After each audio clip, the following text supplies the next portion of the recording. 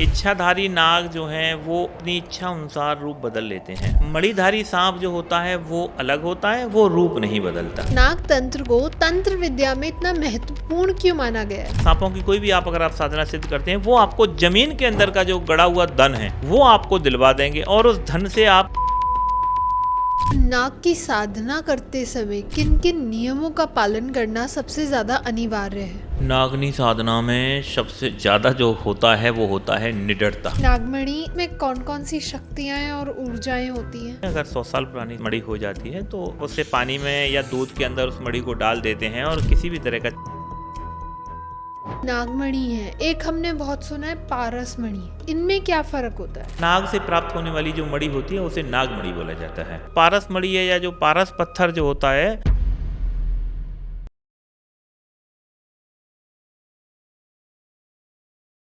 Hello and welcome everyone, मैं आपकी host और दोस्त ज्योति आज लाई हूँ बहुत ही ज़्यादा यूनिक पॉडकास्ट जहाँ हम बात करने वाले हैं नाग की, नागिनों की, सांपों की, नागमणियों की और बहुत कुछ।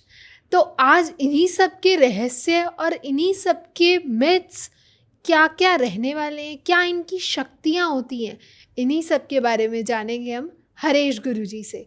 तो चलिए मिलते हैं सर से। सर नमस्ते, आदेश।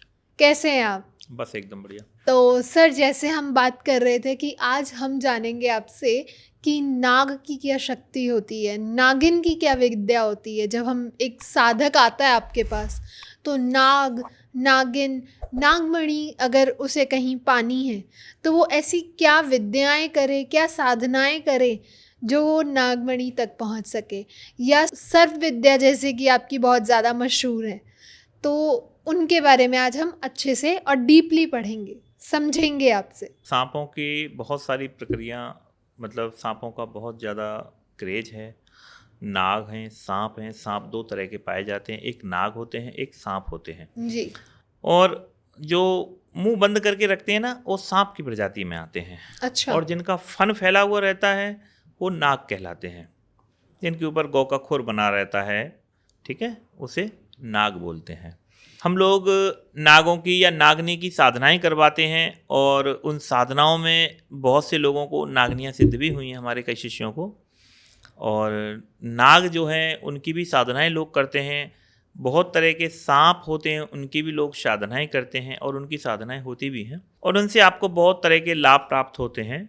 जैसे ज़मीन के धन का गड़ा हुआ धन आप उससे आसानी से निकाल सकते हैं, या नागनी आपको सिद्ध हो जाती है तो बहुत ज़्यादा सोना जिसे बोलते हैं, गोल्ड, आपको प्रचुर मात्रा में आपको वो दे जाती है। ओके। शर्त यही रहती है कि आपको वो गोल्ड जो है बहुत जल्दी खर्च करना है। जब तक वो खर्च नहीं होता तब तक वो अगला गोल्ड आपको नहीं देते। अच्छा। हाँ, वो लगभग खर्च करना रहता है, तो जितने जल्दी आप उसे खर्च करोगे आप दूसरा उनसे गोल्ड और ले सकते हो। तो सर एक होती है इच्छाधारी नाग, नागिन। हाँ, इच्छाधारी नाग। तो ये क्या सिर्फ कहानियों में ही दिखती हैं या एक्चुअली होते भी हैं? नहीं, देखिए, इच्छाधारी नाग जो हैं वो अलग प्रजाति होती है अच्छा। और वो अपनी इच्छा अनुसार रूप बदल लेते हैं। मणिधारी सांप जो होता है वो अलग होता है, वो रूप नहीं बदलता। अच्छा। और दोनों ही प्रजातियां अलग होती हैं। इच्छाधारी नाग जो हैं वो भी होते हैं और मणिधारी सांप होते हैं, वो दोनों होते हैं, लेकिन ये दोनों ही अलग अलग होते हैं। जैसे सांप होते हैं, नाग होते हैं, उसी तरीके से इच्छाधारी सांप और मणिधारी सांप दोनों ही अलग होते हैं। इच्छाधारी सांप कोई भी रूप धारण कर लेता है, किसी भी रूप में आपके सामने आ सकता है, कोई भी रूप धारण कर सकता है। लेकिन जो मणिधारी सांप होता है उसको एक समय के बाद वो सिद्धि प्राप्त होती है, और एक समय के बाद उसको वो शक्ति प्राप्त होती है कि वो अपना रूप बदल ले। नहीं तो नॉर्मली वो एक सामान्य नाग की तरह ही रहता है और उसके पास बस मणि होती है। मणि वाला जो सांप है वो बचपन से ही मणि वाला होता है। नाग तंत्र या नाग विद्या महत्वपूर्ण क्यों होती है ये? देखिए, सांपों की जो विद्या है या नाग विद्या जिसे बोला जाता है, ये जमीन से घड़े हुए धन के लिए सबसे ज़्यादा जानी जाती है। ये सबसे ज़्यादा आपको ना धन देती है। और अगर आप नाग को या नागनी को किसी को भी आप इसमें से सिद्ध कर लेते हैं तो ये आपको प्रचुर मात्रा में, बहुत ज़्यादा मात्रा में आपको गोल्ड देती है, धन आपको प्रदान करती है। आपको ये सीधा रातों रात जिसे बोलते हैं ना करोड़पति बना देना, ये रातों रात आपको करोड़पति बना देती हैं। इनके द्वारा आप बहुत ज़्यादा रत्न जिसे बोलते हैं, मड़ियाँ जिसे बोलते हैं, अलग अलग तरह की मड़ियाँ, नागमणि नहीं और अलग अलग तरह की जो मड़ियाँ होती हैं वो मड़ियाँ आप इनसे प्राप्त कर सकते हैं, जिनकी कीमत असीमित है, लाखों करोड़ों में होती है और उससे आप धन का लाभ प्राप्त करते हैं। इसलिए इसकी जो महत्वपूर्णता है वो बहुत है और ये बहुत ही गोपनीय सब्जेक्ट है। आजकल बहुत कम लोग हैं जो नाग विद्या सिखाते हैं, नाग तंत्र करते हैं या नागों की सांपों की साधनाएं आप लोगों को करवाते हैं, बहुत कम लोग हो गए हैं। हम लोगों ने बहुत सी नागों की साधनाएं, नागनियों की साधनाएं साधकों को दी हैं और साधकों ने सिद्ध भी की हैं। तो नाग विद्या या नाग तंत्र को तंत्र विद्या में इतना महत्वपूर्ण क्यों माना गया है? नागों के द्वारा, सांपों के द्वारा, खास तौर से नागनियों के द्वारा एक तो भौतिक सुख जिसे बोलते हैं ना, उनकी पूरी आपको प्राप्ति होती है और बहुत प्रचुर मात्रा में आपको धन की प्राप्ति होती है। नागनी साधना, नाग साधना करने के बाद सांपों की कोई भी आप अगर आप साधना सिद्ध करते हैं, वो आपको जमीन के अंदर का जो गड़ा हुआ धन है वो आपको दिलवा देंगे और उस धन से आप रातों रात करोड़पति बन सकते हैं। या कई बार नागनी स्वयं उपस्थित होकर आपको बहुत सारा गोल्ड दे जाती है और उस गोल्ड को आप खर्च करते रहिए, वो खत्म नहीं होता। बहुत ज्यादा मात्रा में, प्रचुर मात्रा में आपको गोल्ड उससे मिल जाता है। या आपको बहुत सारे सोने के सिक्कों को वो ढेर प्रदान कर देती है। बार बार आपको इसका धन मिलता रहता है और आपकी जो प्रसिद्धि है या आपके पास में जो धन है वो कभी कम नहीं होता, खत्म ही नहीं होता। तो नाग तंत्र या नाग विद्या का जो सबसे ज़्यादा जिक्र आता है वो धन प्राप्ति के लिए सबसे ज़्यादा आता है। दूसरी, इनके पास एक शक्ति होती है जो रत्न बोले जाते हैं, मड़ियाँ जो होती हैं, ये मड़ियाँ प्रदान कर सकती हैं आपको। नागमणि को छोड़ के या नागमणि के साथ में ये बहुत सारी और भी मड़ियाँ होती हैं, बहुत सी निधियाँ होती हैं, बहुत सी शक्तियाँ, बहुत से ऐसे खजाने जिसे बोलते हैं, ये आपको उनको प्रदान कर सकती हैं और जिनकी कीमत, एक एक पीस की कीमत लाखों करोड़ों होती है। इस तरह की शक्ति को ये प्रदान करती हैं, धन प्रदान करती हैं और शत्रु को नुकसान पहुंचाने में भी मास्टर है। कोई भी आपसे कभी भी कोई पंगा ले, ये उसे जाके डस लेगी, ख़त्म करेगी। कोई भी नाग होगा उसको डस लेगा, ख़त्म करेगा। तो इसलिए भी इसको बहुत ज़्यादा माना जाता है, बहुत ज़्यादा इसका महत्व है। ओके, तो जैसे आपने कहा ये रत्न और मणियाँ भी आपको ला के देती हैं। हाँ, तो नागमणि जैसे हमने कहीं सुना है, बचपन में हम टीवी वगैरह देखते थे, तो ये कहते हैं कि नागमणि तो नाग लोग या सर्प जो होते हैं ये बहुत प्रोटेक्ट करके रखते हैं अपने पास। देखिए, प्रोटेक्ट करके नहीं रखते हैं सांप के। मैं आपको बता देता हूँ कि सांप जो है, एक सांप होता है नॉर्मली, एक नाग होता है और एक होता है इच्छाधारी नाग, एक होता है मणिधारी नाग। तो जो मणिधारी नाग होता है वो बचपन से ही उसके सर पर मणि होती है। जैसे हम लोगों के शरीर में एक मस्सा हो जाता है, उसी तरीके से सांप के सर के ऊपर मणि निकली रहती है। और जैसे जैसे जैसे जैसे सांप धीरे धीरे बड़ा होता चला जाता है, धीरे धीरे जैसे जैसे सांप बड़ा होता चला जाता है, वो मणि भी उसकी चमकती चली जाती है या बढ़ती चली जाती है या उसके पास पावर आती चली जाती है। तो बेसिकली जब सांप 100 साल का हो जाता है तब ही उसमें रोशनी आना शुरू होती है या उसकी जो मणि है वो उसी वक्त चमकती है जब वो नाग 100 साल का हो जाए। अच्छा, इच्छाधारी नाग कभी भी कोई भी रूप धारण कर लेता है, लेकिन जो मणिधारी सांप है उसको वो क्षमता 100 साल के बाद या 200 साल के बाद प्राप्त होती है, तब जाकर के वो जो नाग है वो इच्छाधारी रूप धारण कर सकता है। लेकिन जो इच्छाधारी नाग होता है वो पैदाइशी जन्म से ही इच्छाधारी होता है। अच्छा, हाँ, ऐसा नहीं है कि केवल मणिधारी जो नाग है 100 साल पुराना होने के बाद वो इच्छाधारी नाग बन जाते हो, ऐसा नहीं। इच्छाधारी जो जाति है वो इच्छाधारी सांपों की जाति एक अलग है। नागलोक में सबसे ज्यादा इच्छाधारी सांप रहते हैं। अच्छा, हाँ, वो पूरा उन्हीं से भरा पड़ा है और मणिधारी सांप भी वहां पर है, लेकिन मणिधारी रूप नहीं बदलते। ठीक है, दोनों में अंतर है जी। और छोटी सी जो मणि होती है, लगभग अगर मणि सांप के 50 साल तक सांप के सर रहती है, सांप अगर 50 साल का हो जाता है तो लगभग वो सरसों के दाने या उसके थोड़ा सा मामूली बड़ी हो जाती है। अच्छा, 50 या 60 साल के आसपास की जो मणि है वो थोड़ी सी लगभग सरसों के दाने जितनी हो जाती है। 70 साल की मणि जो है उससे थोड़ी सी और बड़ी हो जाती है। 100 साल की जो मणि है वो लगभग ऐसी जो काबुली चना हमारा होता है उतनी बड़ी मणि हो जाती है। काबुली चना जितना हो जाता है उतनी बड़ी मणि हो जाती है और वो पूरी लाइट देती है और बहुत तरह की सिद्धियां या उनको पाने के बाद व्यक्ति उसका शक्तियों का स्वामी बनता है।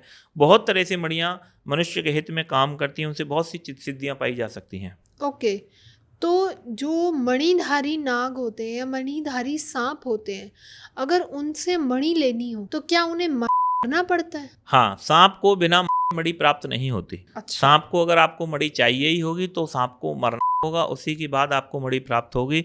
उससे पहले आप मणि प्राप्त नहीं कर सकते। कोई भी सांप हो, वैसे भी मणिधारी सांप है, मणि अगर आप उससे छीन लो तो वो वैसे भी मर जाता है। नाग या नागिन कहूँ या मैं सर्प कहूँ, तो इनका और साधनाओं का जो संबंध है वो कब शुरू हुआ, कैसे ये सफर शुरू ये हुआ? बहुत ही पुरातन काल में पहले कहा जाता है कि सांप और इंसान दोनों धरती पर एक साथ ही रहते थे, एक साथ ही उनका जीवन रहता था। और कुछ विद्वानों का ऐसा मानना है कि नाग जाति, पृथ्वी पर नाग जाति यहीं रहती थी और मनुष्य के साथ ही उसके संबंध थे, सारा कुछ था।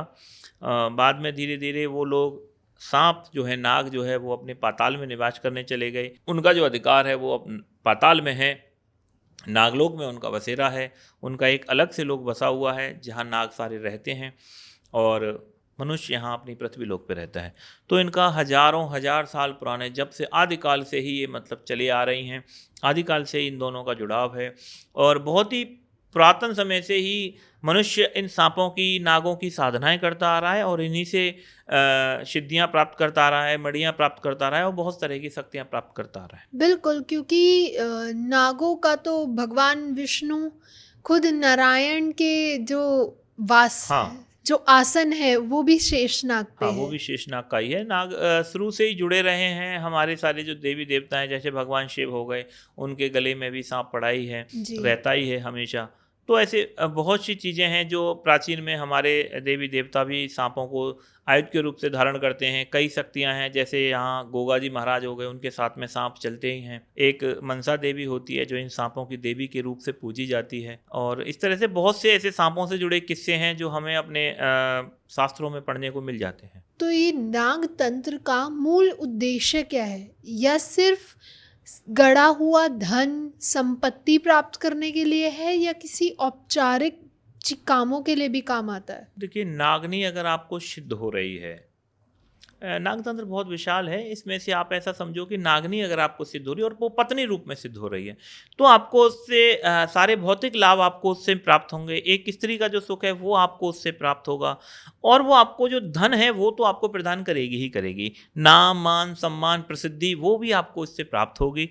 इस तरह से आपको बहुत तरह की शक्तियाँ, सिद्धियाँ भी आपको प्राप्त हो जाती हैं। हाँ, वो कुछ लोगों के लिए कभी कभी परोपकार के लिए भी कार्य कर देती है। खास तौर से बेसिकली उसने आपको धन दिया है, आप वो धन दूसरों में बांट रहे हैं, या दूसरों की विभिन्न प्रकार से आप मदद कर रहे हैं कि आपने हॉस्पिटल बनवा दिया, आप वहाँ पे फ्री इलाज कर रहे हैं, वो भी एक तरह से परोपकार में आता है, वो भी लोगों की धन मतलब मदद में आता है। तो धन होने पे व्यक्ति बहुत तरह से लोगों की मदद कर सकता है। तो नागनी या नागनी साधना करने के बाद, नाग सिद्ध करने के बाद बहुत सारा धन प्राप्त होता है। उससे आप हजार तरह से लोगों को लाभ प्रदान कर सकते हैं, जो सामाजिक हित में कार्य कर सकते हैं। बहुत से कार्य हैं जिन्हें आप कर सकते हैं। नाग तंत्र की कौन सी प्रमुख साधनाएं हैं या कौन सी शक्तियां हैं जो हमें मंत्र उच्चारण करके मिलती हैं? देखो, सबसे पहले हमने अब तक जो साधनाएं सिद्ध करवाई हैं, हमने नागनियों की साधनाएं सिद्ध करवाई हैं, जो बहुत ज़्यादा हो जाती हैं। पत्नी रूप में भी नागनियाँ सिद्ध हो जाती हैं। हमारे पास एक बार एक नागनी का ऑफ़र आया हुआ था। उसने बोला था कि आप हमें किसी साधक से साधना करवाइए, हम उसको पूर्ण रूप से सिद्ध होंगे। और पति पत्नी के रिश्ते के रूप में वो वहाँ आना चाहती थी। और लेकिन कालांतर में कुछ ऐसा था कि जिसकी जो शर्तें थीं कि वो किसी भी अन्य स्त्री के साथ में शादी नहीं करेगा, मैं उसके साथ में शादी करके रहूँगी। तो इस एक शर्त के कारण कोई भी लड़के ने, कोई भी साधक ने, हमारे ने, कोई भी मेरे शिष्य ने उसको एक्सेप्ट नहीं किया, स्वीकार नहीं किया। तो वो जो ऑफ़र था वो चला गया। कोई भी, क्योंकि व्यक्ति नॉर्मली शादी तो करना ही चाहता है भौतिक रूप से भी, है ना। तो उस एक शर्त के कारण वो कोई भी, उसने किसी ने नागनी के साथ में साधना नहीं की। इसमें अष्ट नागों की एक साधना आती है जिसमें 8 नाग मुख्य हमारे जो हैं, जैसे तक्षक जो हो गया, इस तरह से मुख्य नाग हमारे सिद्ध होते हैं और पूरे तरीके से सामने आके, प्रत्यक्ष आके वो बातें करते हैं। नागनियाँ इसमें प्रत्यक्ष सिद्ध होती हैं। अष्ट नागनियाँ भी इसके अंदर साधनाएं होती है, जो बहुत बहुप्रचलित है, बहुत लोगों ने इसको भी किया हुआ है। तो इस तरह से बहुत सारी नागों की साधनाएं इसमें होती हैं जो लोगों का अपना कार्य करती हैं या उनकी इच्छाएं पूरी करती हैं। तो नाग की साधना करते समय किन किन नियमों का पालन करना सबसे ज़्यादा अनिवार्य है? नागनी साधना में सबसे ज़्यादा जो होता है वो होता है निडरता। अच्छा। सबसे पहला काम, क्योंकि आप जब भी नाग की या सांप की, किसी की आप साधना कर रहे हैं, तो आपके आसपास कोई ना कोई नाग वहाँ मौजूद हो सकता है। कोई भी सांप वहाँ आ सकता है, किसी भी रूप रंग का आ सकता है। हो सकता है कोई 4 फुट, 5 फुट, 6 फुट या 10 फुट, 12 फुट लंबे कोई सांप आपको मिले, कोई नागिन आपको दिख जाए। आप अपनी दैनिक क्रियाएं कर रहे हैं, नित्य की क्रियाएं कर रहे हैं, तो आपको कोई भी सांप दिख सकता है। नाग की साधना करते समय, नागिनी साधना करते समय आपको किसी भी सांप को कष्ट नहीं पहुंचाना है। सांप आपके घर में भी आ सकता है उस समय, तो आपको उसे मारना नहीं है। रास्ते में भी आपको दिख सकता है, तो आपको उसे मारना नहीं है। खास तौर से जब आप उसकी साधना करोगे मंत्र जप के समय, तब वहां पे सांप आके बैठेंगे ही। और उस समय आपको सांप से डरना नहीं है पूरे तरीके से। हो सकता है वो आपकी बॉडी पे चढ़े, आपके शरीर से लिपटे। नागिनी अगर आप सिद्ध कर रहे हो तो वो नागिन के रूप में आती है, शरीर से लिपट जाती है पूरे से। आपको डरना नहीं है, आपको ये नहीं सोचना है कि ये मुझे काट लेगी। आपको बिल्कुल निर्डरता के साथ में बस आपको जप करते चले जाना है और आपको खुश होना है कि मेरी जो साधना है वो सफल हो गई है। क्योंकि नागिनी पहले ही स्त्री रूप में नहीं आती, वो अपने नागिन के रूप में ही आएगी, नागिनी के रूप में। उसके साथ और भी बहुत सारे सांप हो सकते हैं, नाग हो सकते हैं, बहुत सी प्रजातियां आपको देखने को मिलेंगी। नए नए तरह के सांप आपको देखने को मिल सकते हैं। स्वप्न में आपको सांप दिखने शुरू हो जाएंगे। ये इसके लक्षण होते हैं जब आप साधना है। तो सबसे पहले इसकी जो शर्त है वो यही है कि आपके अंदर निडरता पूरी होनी चाहिए। सांप से किसी भी तरीके से आपको इसका भय नहीं मारना है। बाकी तो वही सारे साधनाओं वाले नियम होते हैं कि आपको ब्रह्मचर्य से रहना है, जमीन पे शयन करना है, और मांस मछली नहीं खाना पीना है, शराब नहीं पीनी है, किसी भी तरह का नशा नहीं करना है। बस वही शर्त है, बाकी के सभी के। तामसिक नहीं होते, सात्विक होते हैं। ये सात्विक ही होंगे आपको। सारे अच्छा। के सारे नाग जो हैं सारे आपको, इनके लिए आपको दूध रखना होगा, मिठाई रखनी होगी। सफ़ेद मिठाई खाते हैं और दूध रखा जाता है इनके लिए। गुलाब के फूल, गुलाब के इत्र इनको सबसे ज़्यादा फेमस है, पसंद हैं। चमेली का इत्र होता है वो इनको पसंद है। हिना के इत्र भी बहुत से सांपों को पसंद आते हैं। और भी कई सांपों को अलग अलग हैं, जैसे चंदन हो गया, वो भी उनको बहुत फेवरेट है, उनका पसंदीदा है। तो इनके इत्र, इनकी सुगंधी, इनके पुष्प अगर आपको मिल जाते हैं तो वो पूजा में इस्तेमाल किए जाते हैं। Okay. और ये साधना की भी घर से बाहर जंगल में जाती है। ज्यादातर सांप की बाबी के पास ही ये साधनाएं की जाती हैं। कहाँ? सांप की बाबी, सांप की जो बामी बन जाती है ना, इतनी ऊंची, जो मिट्टी का ढेर जो बन जाता है, उसे सांप की बामी बोलते हैं। उस सांप की बामी में ही ये उसके पास में बैठ के या तो साधना होती है, या किसी जंगल एकांत जगह पे होती है, या त्रिवेणी के संगम के, किसी नदी के या समुद्र के किनारे बैठ के अगर आप इसकी साधनाएं करते हैं तो आपको नागिनी के सिद्ध होने की जल्दी चांसेस होते हैं, बहुत ज़्यादा इसकी सफलता मिल जाती है। और वही है कि आपको निडरता हो तो आप नागिनी सिद्ध कर सकते हो, नहीं तो आपको मतलब वो अगर आकर काट लेगी तो फिर आप उसी वक्त गए, फिर आपको कोई नहीं बचा सकता। तो वो आती हैं, वो आपकी परीक्षा लेती है? हाँ, परीक्षा नहीं कह सकते, मतलब वो नागिनी के रूप में आती है। आप उसे नागिनी के रूप में स्वीकार कर रहे हो कि नहीं, बस वो यही देख रही है कि आप उसे उस रूप में भी स्वीकार करते हो कि नहीं हो। फिर जब आपकी साधना पूर्णता पे पहुंचेगी तब वो स्त्री के रूप में प्रकट होगी पूर्ण रूप से, और आपके वचन होंगे, आपके साथ भोग होगा, या आप वो पत्नी की तरह आपके साथ में रहेगी पूरे तरीके से, और आपको धन प्रदान कर सकती है। आपने उससे धन मांगा, वो आपको धन प्रदान कर देगी हैंड टू हैंड। सर, अब बात करते हैं नागमणि की। बहुत सारी मूवीज़ हैं, बॉलीवुड हमें बहुत कुछ बताता है नागमणि के बारे में, कि वो चमचमाती हुई एक मणि है, एक पत्थर है, जहाँ जिसके पास इतनी ज़्यादा शक्तियाँ हैं कि हम उससे कुछ भी मांग सकते हैं। तो इसमें कितनी सच्चाई है और कितनी मिथ है? देखिए, मैंने अभी आपको बताया ना, और पिछले पॉडकास्टों में भी मैंने बताया था, आज तो मैं मड़ियाँ पहन के नहीं आया हूँ, वरना नॉर्मली मेरे पास नागमणियाँ रहती हैं। तो नागमणि मैंने आपको बताया था कि छोटा जो सांप होता है उसके पास भी मणि होती है, धीरे धीरे बढ़ती चली जाती है। जब मणिधारक सांप जो है 50 साल का होता है तो सरसों के दाने जितनी उसकी सांप की जो मणि हो जाती है जी। 100 साल का जब सांप होता है तो चने जितनी मणि हो जाती है, और उसमें बहुत ज़्यादा पावर्स आ जाती है, बहुत ज़्यादा शक्ति आ जाती है। वो लाइट फेंकने लगती है, चमक आ जाती है उसमें, और जो प्रकाश है वो दूधिया कलर का होता है। अगर मणि ज़्यादा पुरानी हो रही है तो थोड़ा हल्का सा पीलापन उस प्रकाश के अंदर आ जाता है। अच्छा। उसका जो प्रकाश है नॉर्मली दूधिया कलर का प्रकाश आता है उसका। अगर पुरानी मणि हो रही है तभी उसका कलर जो है हल्का पीलापन लिए होता है। मणि सारक सांप 1000 साल पुरानी जो मणि मिलेगी वो पूरी काबुले चने जैसी खिली खिली मिलेगी, और बहुत ज़्यादा रेयर, बहुत ज़्यादा शक्तिशाली होती है। 100 साल पुरानी जो मणि होती है कोई भी दुनिया का भूत प्रेत जिन्न पिशाच राक्षस दैत्य दानव उस शक्ति को या उस मणि को उसको छू नहीं पाता। वो मनुष्य उसको ले ले, मनुष्य उसको उठा ले, वो अलग चीज है, लेकिन अगर मणि कहीं पर पड़ी हुई है कोई भी भूत जिन्न उसको आपको ला करके नहीं दे सकता। 100 साल पुरानी मणियां हैं। तो मेरी जो मणियां हैं वो लगभग 60-70 साल पुराने सांपों की हैं और उनमें अभी लाइट नहीं आई है। मुझे उम्मीद है कि शायद अगर 100 साल होते हैं यानी कि 30-40 साल के बाद में शायद उसके अंदर लाइट आए, प्रकाश आए, क्योंकि मणि तो पुरानी हो ही रही है। सांप के पास नहीं है, मेरे पास है, तो मणि नॉर्मली पुरानी हो ही रही है नेचुरली रूप से, तो शायद उसमें लाइट आए। तो 100 साल होने के बाद में वो लाइट देगी। कभी कभी वो कलर्स चेंज करती हैं, अपना रंग बदलती हैं, जिंदा है। अच्छा, हाँ, तो हम देख सकते हैं फिजिकली भी कि मणियां अपना रंग बदल के अपने होने का एहसास अपने होने का दिखाती एहसास हैं। कराती हैं पूरा। तो सर जैसे कि आपने बताया कि नागमणि असलियत में होती है, अब होती है तो इसमें कौन कौन सी शक्तियां हैं और ऊर्जाएं होती हैं? देखो मड़ियों के अंदर बहुत सारी शक्तियाँ होती हैं। अगर 100 साल पुरानी मड़ी हो जाती है तो सबसे ज़्यादा उसके अंदर ना रोग उपचारक क्षमता होती है। ठीक है, अच्छे के लिए मड़ियाँ होती हैं। तो चर्म रोग वगैरह अगर आप उससे पानी में या दूध के अंदर उस मड़ी को डाल देते हैं और दूध को निकालने के बाद किसी भी तरह का चर्म रोग उससे आप ठीक कर सकते हैं। किसी के सर पे आप छुआ देते हैं, उसको नॉर्मली शक्तियाँ प्राप्त हो जाती हैं। सिर दर्द वगैरह, माइग्रेन वगैरह हैं, ये सारी छोटी मोटी चीज़ें हैं, ये बिल्कुल ही तुरंत ही गायब हो जाती है और हमेशा के लिए गायब हो जाती हैं। मणि धारक के पास में ये तरह की कभी समस्याएं आती ही नहीं हैं। अब आते हैं थोड़ी जो सिद्धियां जैसे बोलते हैं, ये नॉर्मली लाभ हैं जिसे आम आदमी ले सकता है, लेकिन कुछ होती हैं सिद्धियां।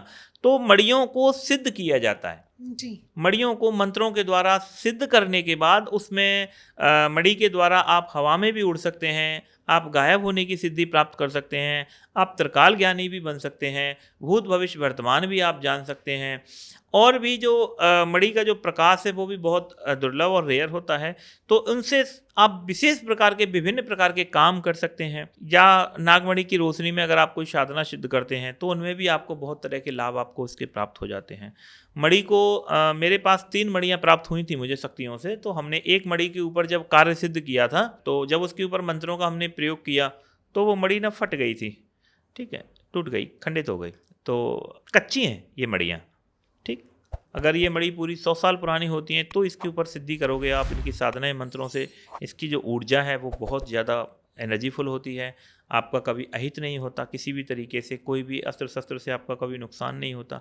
और मणिधारक जो है बहुत तरीके से पावरफुल होता है, रक्षा प्रोटेक्शन इससे आपको मिल ही जाता है और इस तरह से बहुत से लाभ आपको मणि से प्राप्त हो जाते हैं। तो सर नागमणि प्राप्त करने के लिए कोई पर्टिकुलर साधना होती है या कोई मंत्र उच्चारण होता है जिससे हमें नागमणि प्राप्त हो पाए? देखिए, वही है कि आप या तो नागमणि के लिए सबसे अच्छा रहता है आप नागिनी की साधना कर लो, कोई नाग की आप साधना कर लो। वो नाग आपको बहुत ही आसानी से नागमणि प्रदान कर सकते हैं, क्योंकि वहाँ पे सांप जो होते हैं ज़्यादातर बेसिकली जैसे किसी की होती है मणिधारी सांपों की, तो मड़ियाँ उनकी रह ही जाती हैं और वो मड़ियों को कलेक्ट करके रख लेते हैं। और अगर आपको कोई शक्ति सिद्ध हो जाए, जैसे जिन्न सिद्ध हो गया आपको, या आपको कोई बेताल सिद्ध हो गया, तो वो बेताल अपनी क्षमता से, अपनी शक्ति से मणि को लाके आपको दे सकता है। लेकिन वो कच्ची मड़ियाँ ही, मैंने आपको बताया नहीं, कच्ची मड़ियाँ 60, 70, 80 साल पुरानी मड़ियों को ही केवल वो उठा के आपको दे सकते हैं। 100 साल 150 साल पुरानी मड़ि वो नहीं ला पाते हैं, उनमें उतनी क्षमता पावर नहीं होती कि वो उस मड़ि को छुएं और उसको लेके आ सकें आपके पास। तो 70-80 साल पुरानी मड़ियाँ हैं। जैसे मेरी जो शक्ति है, मेरी शक्तियों ने जो मुझे मड़ियाँ ला के दी हैं वो 60-70 साल पुरानी मड़ियाँ हैं और उनको ला के दिया हुआ है मुझे, मेरे पास में मौजूद है मड़ियाँ और बहुत अच्छे से वो रह रही हैं, कोई समस्या नहीं है। सर जैसे कि नागमणि है, एक हमने बहुत सुना है पारस मणि, इनमें क्या फ़र्क होता है? देखिए, पारस मणि तो नहीं होती है, पारस को तो मणि बोल दिया जाता है, पारस असल में मणि नहीं होती। मड़ियाँ बहुत तरह की होती हैं, जैसे मंडूक मणि होती है जो मेढक से प्राप्त होती है। अच्छा। ठीक है, एक मीन मुक्ता कहा जाता है जो मछली से प्राप्त होता है। एक तरह से ये मोती होते हैं, ठीक है, जैसे मणि का नाम दिया जाता है। एक गज मुक्ता होता है जो हाथी से प्राप्त होता है। इस तरीके से बहुत सी मड़ियाँ होती हैं जो अलग अलग जीवों से प्राप्त होती हैं। तो सांप से या नाग से प्राप्त होने वाली जो मणि होती है उसे नागमणि बोला जाता है। ठीक है, तो नागमणि जो है बेसिकली अलग चीज होती है, लेकिन जो पारस मणि है या जो पारस पत्थर जो होता है वो एक अलग ही चीज होती है।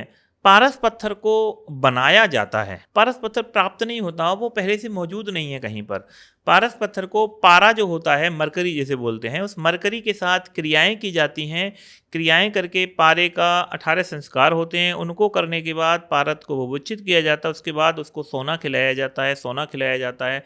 और ऐसा कहा जाता है कि सोना खाते खाते खाते खाते जब वो सोना खाना बंद कर देता है, तब वो जो पारा है, वो पारा जो है पारस में बदल जाता है। और फिर उसको तुम किसी भी लोहे से अगर टच करते हो तो वो लोहा सोने में बदल जाता है। अच्छा। इसे कहा जाता है पारस पत्थर। वो लोहे को टच करते ही उस लोहे को सोने में बदल देता है। अब मुंह खुला हुआ पारा कितना पारा खाएगा, कितना सोना खाएगा, उसकी किसी को पता नहीं है। पारस पत्थर बनाया जाता है। इसको यहाँ पे आप पैदा कर सकते हैं, बना सकते हैं। और हमारे कई आयुर्वेद ग्रंथ हैं जिन ग्रंथों में इनका विवरण दे रखा है, इसके बारे में जानकारियाँ हमारी दे रखी हैं। तो पारस मणि जो है वो एक अलग चीज़ है, नागमणि जो है वो एक अलग चीज़ है।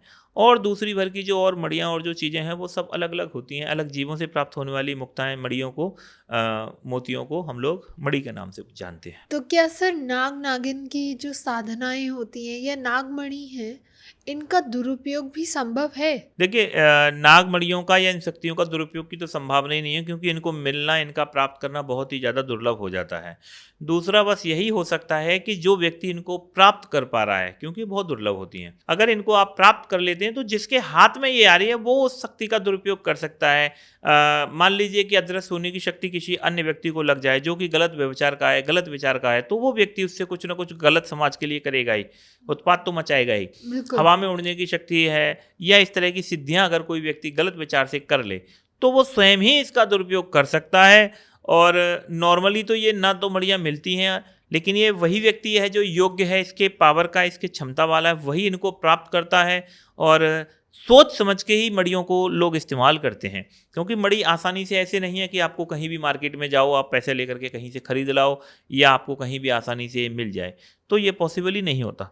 ठीक है ना। शक्तियाँ आपके पास कोई सिद्ध हैं, वही आपको मड़ियाँ ला के दे सकती हैं। जैसे मैंने आपको पिछली बार में बताया था कि मुझे एक जिन्होंने ना बहुत सारे मोती मुझे ला करके दिए हुए हैं जी। और बहुत प्रकार के मोती हैं, बहुत तरह की मड़ियाँ हैं हमारे पास, और भी बहुत तरह की शक्तियों ने सामान दिए हुए हैं, सिक्के दिए हुए हैं, बहुत सारे जो चमत्कारिक हैं, जो कुछ गैजेट्स हैं जो हमें दिए गए हैं। तो शक्तियाँ बहुत तरह से देती हैं, लेकिन वो तभी है जब आप उसके योग्य हो, शक्तियों से आप वार्तालाप कर पाओ, शक्तियों से आप सिद्ध कर पाओ, उनको देख पाओ, उनसे बातें कर पाओ, तो ही शक्तियाँ आपको इस तरह के गिफ्ट दे पाती हैं। तो ऐसा व्यक्ति जो है इस लेवल पे जो होता है वो ज़्यादातर नॉर्मली इनका प्रयोग गलत नहीं करता।